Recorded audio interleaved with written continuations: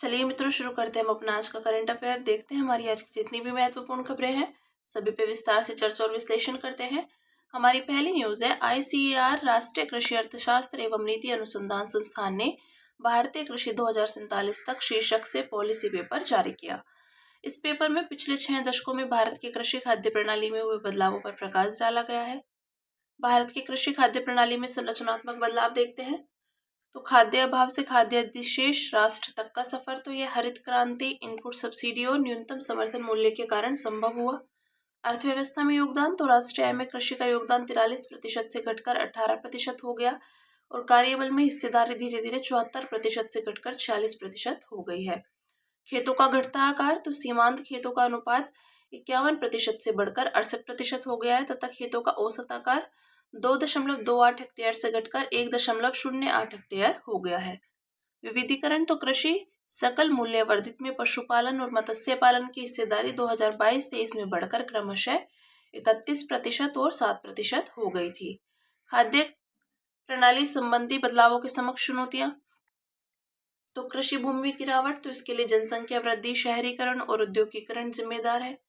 उर्वरकों का असंतुलित उपयोग, तो यह स्थिति सब्सिडी की अलग अलग दरों, कम पोषक तत्व उपयोग, दक्षता और क्षेत्रीय असमानताओं के कारण है। अकुशल जल उपयोग, तो इसमें भूजल का अत्यधिक दोहन और जल के उपयोग से संबंधित कम दक्षता शामिल है। जलवायु परिवर्तन, तो जलवायु संबंधी चरम घटनाओं के कारण कृषि उत्पादकता वृद्धि में लगभग 25% की कमी आई है।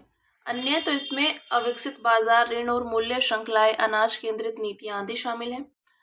कृषि खाद्य प्रणाली में संधारणीय बदलावों हेतु सिफारिशें, तो जल प्रबंधन, वर्षा जल संचयन, भूजल पुनर्भरण और सूक्ष्म सिंचाई को बढ़ावा देना चाहिए। सुधार, बिजली हेतु सब्सिडी को चरणबद्ध तरीके से समाप्त करना चाहिए, नैनो उर्वरकों का उपयोग करना चाहिए तथा फसल चक्र, अंतर फसली पद्धति जैसे संधारणीय तरीकों को अपनाना चाहिए। अन्य है, कृषि अनुसंधान एवं विकास में निवेश करना चाहिए, कृषि बाजार से संबंधित अवसंरचना और मूल्य श्रृंखलाओं को मजबूत करना चाहिए, कृषि मूल्य नीति में सुधार आदि किया जाना चाहिए। अब देखते हैं अपनी अगली न्यूज जो है, तेलंगाना अनुसूचित जाति में उपवर्गीकरण लागू करने वाला पहला राज्य बन गया। तेलंगाना ने एक आधिकारिक अधिसूचना जारी कर अनुसूचित जातियों में उपवर्गीकरण किया है। ये उपवर्गीकरण शिक्षा अनुच्छेद 15(4) और नियोजन अनुच्छेद 16(4) दोनों में लागू होगा। ये निर्णय 7 न्यायाधीशों की संविधान पीठ द्वारा राज्यों को अनुसूचित जातियों एवं अनुसूचित जनजातियों को उपवर्गीकृत करने की अनुमति देने के बाद आया है। अनुसूचित जातियों का वर्गीकरण, तो इसका अर्थ है कि अनुसूचित जातियों में और भी ज्यादा पिछड़ी जातियों के लिए अलग से आरक्षण प्रदान किया जाएगा। पंजाब राज्य बनाम दविंदर सिंह 2024 में सुप्रीम कोर्ट की टिप्पणियां, तो संविधान के अनुच्छेद 341 और 342 के अंतर्गत जातियों, मूल वंशों या जनजातियों को सूचीबद्ध करना, इसमें समरूप अनुसूचित जाति, अनुसूचित जनजाति वर्ग नहीं बनते हैं, इसलिए आंतरिक उपवर्गीकरण किया जा सकता है। अनुच्छेद 14 और उपवर्गीकरण, तो कोर्ट ने उपवर्गीकरण को बरकरार रखते हुए फैसला सुनाया 6:1 की है औपचारिक समानता की बजाय मौलिक समानता का एक पहलू है। इस निर्णय में ईवी चेन्नैया बनाम आंध्र प्रदेश राज्य 2004 के फैसले को पलट दिया, जिसने उपवर्गीकरण पर रोक लगा दी थी। उपवर्गीकरण और राष्ट्रपति की सूची, तो उपवर्गीकरण करते समय अनुच्छेद 341 के तहत 1950 की राष्ट्रपति की सूची से जातियों को शामिल या हटाया नहीं जा सकता है, इसलिए इससे मौजूदा सूची पर कोई प्रभाव नहीं पड़ेगा। इंदिरा साहनी और उपवर्गीकरण, तो इंदिरा साहनीवाद में उपवर्गीकरण को स्पष्ट रूप से ओबीसीज तक सीमित नहीं किया गया था। उपवर्गीकरण की न्यायिक समीक्षा, तो राज्य अपनी इच्छाओं या राजनीतिक हितों के आधार पर उपवर्गीकरण नहीं कर सकते। किसी भी राज्य द्वारा किया गया उपवर्गीकरण डेटा आधारित होना चाहिए। संवैधानिक प्रावधान देखते हैं, अनुच्छेद 341, तो राष्ट्रपति राज्यपाल से परामर्श करके किसी राज्य या केंद्र शासित प्रदेश में जातियों, मूल वंशों या जनजातियों को अनुसूचित जाति के रूप में सूचीबद्ध कर सकता है। अनुच्छेद 342, तो राष्ट्रपति राज्यपाल से परामर्श के बाद किसी राज्य या केंद्र शासित प्रदेश में जनजातियों या जनजातीय समुदायों को अनुसूचित जनजातियों के रूप में सूचीबद्ध कर सकता है। ठीक है, अब बात करेंगे अगली न्यूज की जो है, नए शोध से पता चला है कि भारतीय महाद्वीपीय प्लेट क्षैतिज रूप से विभाजित हो रही है। तो भारतीय महाद्वीपीय प्लेट एक प्रमुख टेक्टोनिक प्लेट है। इसकी सीमा 4 प्रमुख प्लेट्स जैसे यूरेशियन प्लेट, अरेबियन प्लेट, अफ्रीकी प्लेट और ऑस्ट्रेलियाई प्लेट से लगती है। भारतीय प्लेट की गति के विषय में देखते हैं, तो लगभग 60 मिलियन वर्ष पहले भारतीय महाद्वीपीय प्लेट उत्तर की ओर बढ़ने लगी थी तथा आज भी यूरेशियन प्लेट से अभिसरण कर रही है। इस अभिसरण की वजह से ही तिब्बती पठार और हिमालय पर्वत श्रृंखला का निर्माण हुआ। परंपरागत रूप से निम्नलिखित दो सिद्धांत तिब्बती पठार और हिमालय पर्वत की उत्पत्ति का वर्णन करते हैं। अंडरप्लेटिंग, तो जब भारतीय प्लेट यूरेशियन प्लेट से टकराती है तो अधिक घनत्व वाली भारतीय प्लेट का निचला हिस्सा तुलनात्मक रूप से कम घनत्व वाली यूरेशियन प्लेट के नीचे धंसने लगता है। सबडक्शन, तो आमतौर पर जब दो टेक्टोनिक प्लेट्स टकराती हैं तो भारी प्लेट हल्की प्लेट के नीचे धंस जाती है। इस प्रक्रिया को सबडक्शन कहते हैं। महाद्वीपीय प्लेट्स का घनत्व महासागरीय प्लेट से कम और मोटाई अधिक होती है, इसलिए टकराने पर ये आसानी से मेंटल में शेपित या सबडक्ट नहीं होती हैं। हाल ही में नए शोध ने एक तीसरा सिद्धांत प्रस्तावित किया है कि भारतीय प्लेट यूरेशियन प्लेट के नीचे धंसने के कारण प्लेट के भीतर क्षैतिज विभाजन हो रहा है। क्षैतिज विभाजन तब होता है जब प्लेट का सघन निचला भाग अलग हो जाता है और पृथ्वी की गर्म मेंटल में गहराई तक चला जाता है। ठीक है, देखते हैं अगली न्यूज जो है IMF की वैश्विक वित्तीय स्थिरता रिपोर्ट में भू राजनीतिक जोखिमों का वैश्विक वित्तीय स्थिरता पर पड़ने वाले प्रभाव का आकलन किया गया। तो अंतर्राष्ट्रीय मुद्रा कोष की इस रिपोर्ट के अनुसार वैश्विक भू राजनीतिक जोखिमों का उच्च स्तर बना हुआ है। इन जोखिमों की व्यापक वित्तीय स्थिरता पर बढ़ते प्रभाव को लेकर चिंताएं भी बढ़ रही हैं।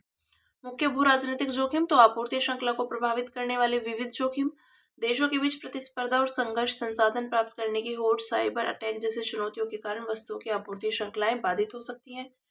वैश्विक शक्ति संतुलन, आर्थिक केंद्रों तथा व्यापार में व्यापक बदलाव, तो नए व्यापारिक समूह बन रहे हैं और निवेश के नए केंद्र उभर कर सामने आ रहे हैं। इससे पारंपरिक वैश्विक शक्ति संतुलन में भी बदलाव देखा जा रहा है।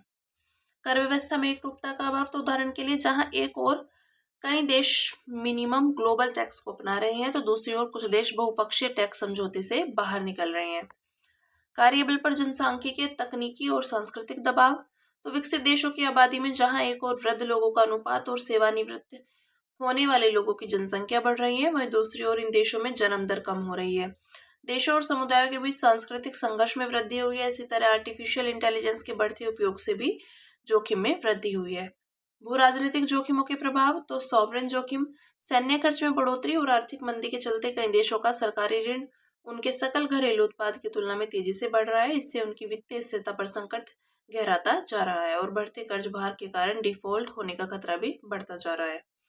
वित्तीय खतरों की चपेट में अन्य देशों का आना, तो भू राजनीतिक जोखिम व्यापार और वित्तीय संबंधों के माध्यम से अन्य देशों में फैल सकते हैं।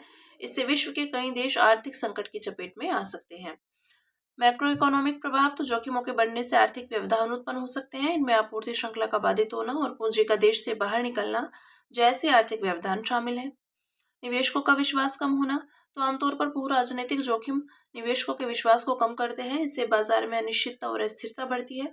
उदाहरण के लिए अमेरिका चीन व्यापार युद्ध की वजह से हाल में दोनों देशों के शेयर बाजारों में भारी गिरावट दर्ज की गई है। देखते हैं भू राजनीतिक जोखिमों से निपटने हेतु मुख्य नीतिगत सिफारिशों के विषय में। तो वित्तीय स्थिति की निगरानी बढ़ाना, नीति निर्माताओं को यह सुनिश्चित करना चाहिए कि देश विशेष के भू राजनीतिक जोखिमों पर लगातार नजर रखी जाए और उनसे निपटने के लिए उपयुक्त नीतिगत उपाय अपनाए जाएं। पूंजी भंडार बढ़ाना, तो वित्तीय संस्थानों को भविष्य के जोखिमों से होने वाली हानियों से निपटने के लिए पर्याप्त मात्रा में पूंजी और लिक्विडिटी सुरक्षित रखनी चाहिए। वित्तीय बाजारों को मजबूत करना, तो उभरती अर्थव्यवस्था को कठोर नियम बनाकर वित्तीय बाजारों को मजबूत और परिपक्व बनाना चाहिए ताकि वे भू राजनीतिक संकटों से आसानी से निपट सके। मैक्रो इकोनॉमिक बफर बनाए रखना, तो आर्थिक संकट से निपटने के लिए सरकारों को खर्च बढ़ाने और कटौती से राजकोषीय राहत देने के लिए तैयार रहना चाहिए। साथ ही किसी भी स्थिति से निपटने के लिए अधिक विदेशी मुद्रा भंडार बनाए रखना चाहिए।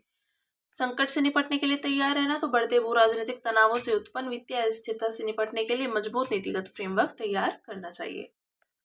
फिर नेक्स्ट है डॉक्टर भीमराव अंबेडकर की 135वीं जयंती पर उनकी चिर स्थायी विरासत का उत्सव मनाया गया।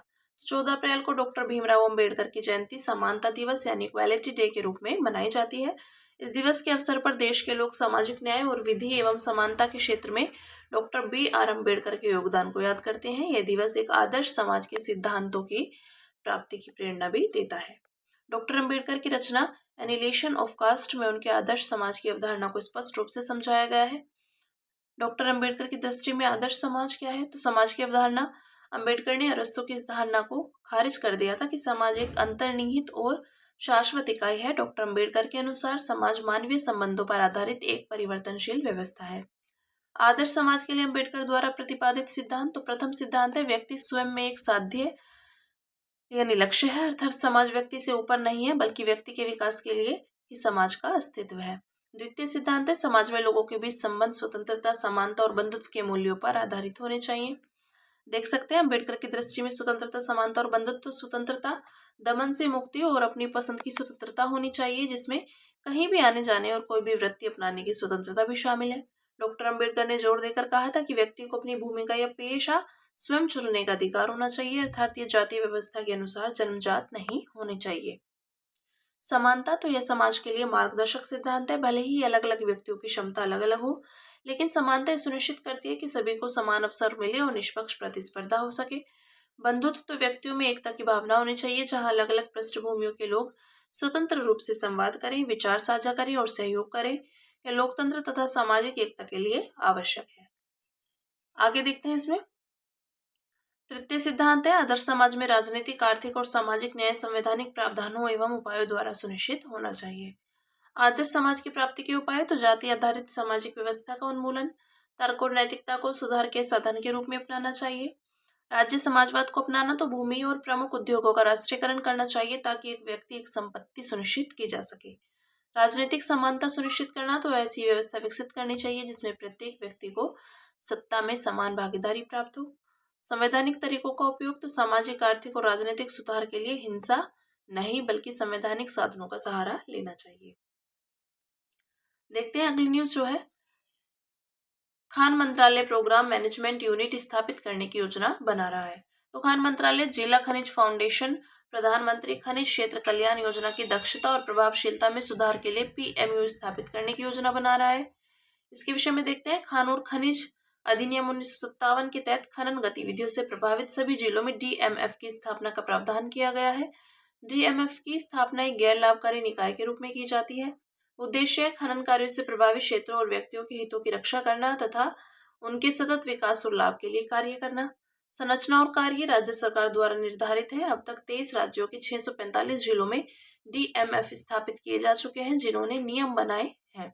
वित्त पोषण तंत्र तो खनन पट्टधारकों द्वारा दी गई रॉयल्टी का एक हिस्सा DMF को दिया जाता है। फंड्स का उपयोग DMF के तहत जिला स्तर पर एकत्रित फंड्स को इस्तेमाल PMKKY के दिशा निर्देशों के अनुसार किया जाता है। इसके निम्नलिखित उद्देश्य हैं तो विकासात्मक और कल्याणकारी परियोजनाओं कार्यक्रमों को लागू करना, खनन के प्रतिकूल प्रभावों को कम करना, समाप्त करना और खनन क्षेत्रों में प्रभावित लोगों के लिए स्थायी आजीविका सुनिश्चित करना। PMKKY के तहत पेयजल, प्रदूषण नियंत्रण, स्वास्थ्य देखभाल, शिक्षा तथा महिलाओं और बच्चों के कल्याण जैसे उच्च प्राथमिकता वाले क्षेत्रों में कम से कम 70% फंड्स का उपयोग किया जाना निर्धारित है।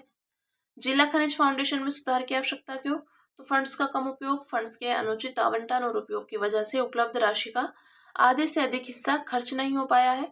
फंड्स का गलत आवंटन तो प्राथमिकता वाले क्षेत्रों के बजाय अवसंरचना परियोजनाओं में फंड्स का बड़ा हिस्सा खर्च किया जा रहा है। गवर्नेंस से जुड़ी समस्याएं तो ज्यादातर DMFS जिला कलेक्ट्रेट के अधीन एक प्रशासनिक इकाई की तरह कार्य करते हैं। इसके कारण DMFS में प्रभावित समुदाय की पर्याप्त भागीदारी नहीं हो पाती है। असुनियोजित निवेशन योजना तो किसी भी DMF ने अब तक सुनियोजित वार्षिक योजना नहीं बनाई है। अब बात करेंगे अन्य सुर्खियों की, जिसमें पहली न्यूज है गांधी सागर वन्यजीव अभ्यारण्य। तो चीता परियोजना संचालन समिति ने कूनो राष्ट्रीय उद्यान से कुछ चीतों को गांधी सागर वन्यजीव अभ्यारण्य में स्थानांतरित करने को मंजूरी दी।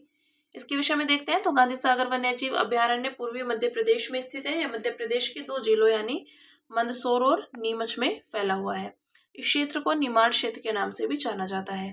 प्रकार तो इस अभ्यारण्य के वन खटियार गिर शुष्क पर्णपाती वन का हिस्सा है। इससे होकर चंबल नदी गुजरती है। बांध ये अभ्यारण्य गांधी सागर बांध के कारण बने जलाशय के आसपास के क्षेत्र में फैला हुआ है। वृक्ष, सलाई, करदई, धावड़ा, तेंदू, पलाश आदि वन्यजीव, जंगली कुत्ते, चिंकारा, तेंदुआ, ऊदबिलाव, मगरमच्छ आदि ऐतिहासिक या विश्व प्रसिद्ध चतुर्भुजनाथ नाला शैलाश्रयों का हिस्सा है। नेक्स्ट है बोनोबो।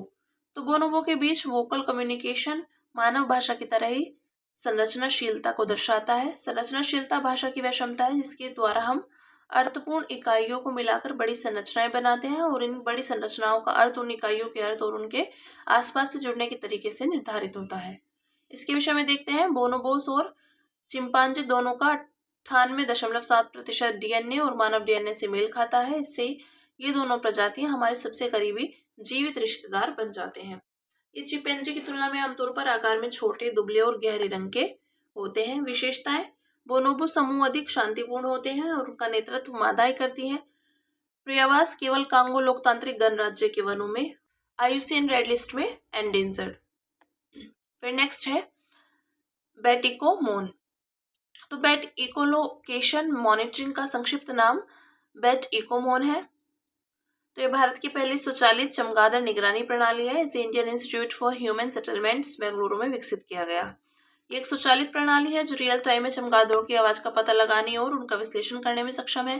ये बैट डिटेक्टर के रूप में कार्य करती है, जो एक विशेष रिकॉर्डिंग उपकरण है। यह प्रणाली कीटभक्षी चमगादड़ों की अल्ट्रासोनिक इको लोकेशन कॉल या आवाज को मनुष्यों के लिए श्रव्य ध्वनियों में परिवर्तित कर सकती है। इसमें रास्पबेरी पाई माइक्रोप्रोसेसर और कन्वोल्यूशनल न्यूरल नेटवर्क एल्गोरिथम का उपयोग किया गया है, जो इकोलोकेशन कॉल्स के माध्यम से चमगादड़ों की प्रजातियों का पता लगाने और उन्हें पहचानने में मदद करता है। फिर नेक्स्ट है मेनिनजाइट्स।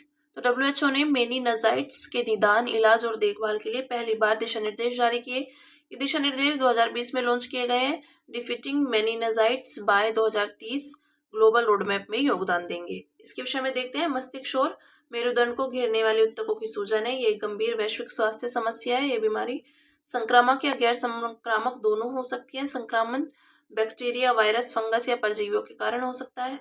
संचरण: यह बीमारी अलग अलग जीवाणुओं के अनुसार अलग अलग तरीके से फैलती है। ज्यादातर बैक्टीरिया जैसे मेनिनकोकस, न्यूमोकोकस और हीमोफिल्स इन्फ्लुएंजा मनुष्य की नाक एवं गले में पाए जाते हैं तथा वहीं से फैलते हैं।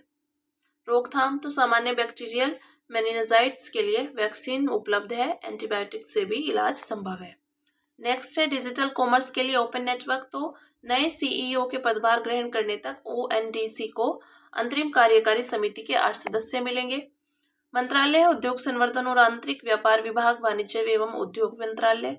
उद्देश्य है एक ओपन ई कॉमर्स नेटवर्क को बढ़ावा देना, जो खरीदारों, प्लेटफॉर्म्स और खुदरा विक्रेताओं को डिजिटल या इलेक्ट्रॉनिक नेटवर्क के तहत आपस में जोड़ता है। अवधारणा है ONDC ओपन सोर्स पद्धति पर आधारित है, जिसमें किसी विशिष्ट प्लेटफॉर्म से स्वतंत्र, मुक्त विनिर्देशों और खुले नेटवर्क प्रोटोकॉल का उपयोग किया जाएगा। महत्व है ONDC परिचालनों को मानकीकृत करेगा, स्थानीय आपूर्तिकर्ता के समावेशन को बढ़ावा देगा, लॉजिस्टिक्स में दक्षता लाएगा और उपभोक्ता के लिए लाभकारी होगा।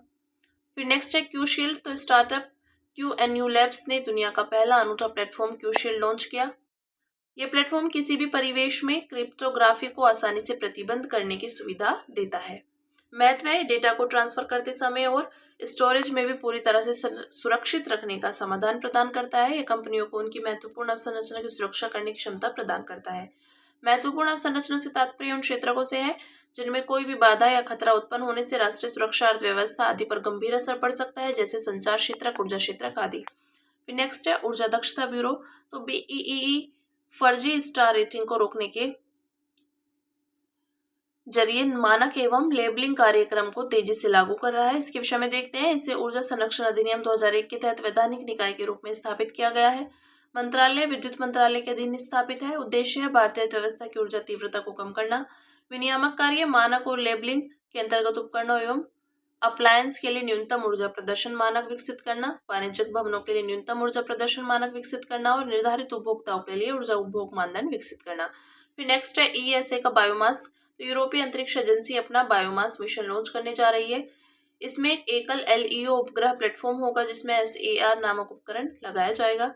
बायोमास पहला ऐसा उपग्रह होगा जो P बैंड SAR ले जा रहा है। यह एक अभिनव उपकरण है जो वनों के वितान में प्रवेश कर वृक्षों के तनों, शाखाओं और जड़ों तक की जानकारी प्राप्त कर सकता है। गौरतलब है कि वृक्षों के इन्हीं हिस्सों के मुख्य रूप से कार्बन संग्रहित होता है। इस मिशन का उद्देश्य दुनिया के वनों का मानचित्र तैयार करना है। इससे पहली बार वैश्विक स्तर पर वन बायोमास और संग्रहित कार्बन का पता लगाया जा सकता है। अंत में बात करेंगे सुर्खियों में रहे व्यक्तित्व की, जो है चित्तूर शंकरन नायर। तो प्रधानमंत्री ने चित्तूर शंकरन नायर को याद किया। उन्होंने पंजाब के lieutenant governor Michael O'Dwyer पर जलियांवाला बाग हत्याकांड 1919 का आरोप लगाया था, जिसकी वजह से ओ डायर ने इन पर महान हानि का केस किया था। वे मद्रास हाईकोर्ट के स्थायी न्यायाधीश रहे थे और 1902 में रैली विश्वविद्यालय आयोग के सचिव बनाए गए थे। वे 1915 में वायसराय की परिषद के सदस्य बने थे और शिक्षा विभाग की जिम्मेदारी संभाली थी। 1897 में अमरावती अधिवेशन में वे भारतीय राष्ट्रीय कांग्रेस के सबसे कम उम्र के अध्यक्ष बने थे। सामाजिक सुधार तो उन्होंने बुद्धसाना बनाम फातिमावाद 1914 में निर्णय दिया था कि जिन लोगों ने हिंदू धर्म अपना लिया है उन्हें बहिष्कृत नहीं माना जा सकता। अन्य मामलों में उन्होंने अंतरजातीय और अंतर धार्मिक विवाहों का समर्थन किया था। साहित्यिक कार्य हैं गांधी और अराजकता, Madras review, Madras law journal आदि। ठीक है, तो हमारी आज की जितनी भी महत्वपूर्ण खबरें थी हमने सभी पे विस्तार से चर्चा और विश्लेषण किया। अब इसी के साथ मिलते हैं कल अपनी नई खबरों के साथ।